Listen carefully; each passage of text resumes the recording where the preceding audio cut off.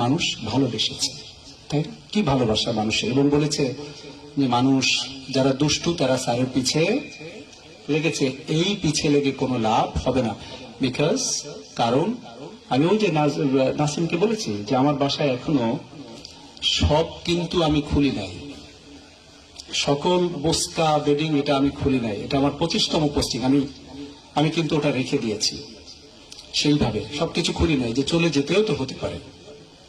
And I am ready to go, আমি কিন্তু যাওয়ার জন্য প্রস্তুত, যখন বদলি হবে চলে যাব, কোনো সমস্যা নেই। কিন্তু যতটুকু সময়, যতটুকু সেকেন্ড আমি থাকবো, এই সেকেন্ডে আগামীতে যে নির্বাচন এখানে হবে, যদি শেষ একজন মানুষও থাকে সেই মানুষটি আমি।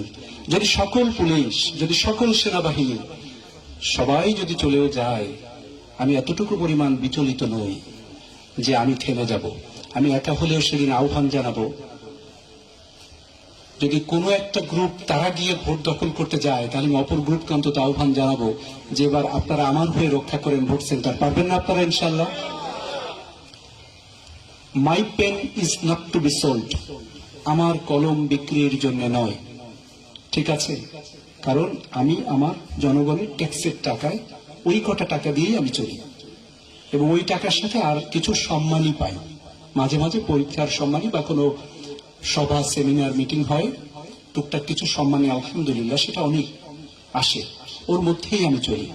কোনো বালির মধ্যে মুখ আমি ঢুকিয়ে দেইনি, কোনো ভূমি অফিসে মুখ আমি ঢুকিয়ে দেইনি। সুতরাং কারো কাছে মাথা নত হতে আমি এখানে আসিনি, জেলা প্রশাসক হিসেবে এসেছি, আপনাদের একজন কর্মচারী হিসেবে এসেছি, সেবক বা খাদিম হিসেবে এসেছি। আমাকে আপনি খুঁজে পাবেন আপনাদের চরম কষ্টের মুহূর্তগুলোতে।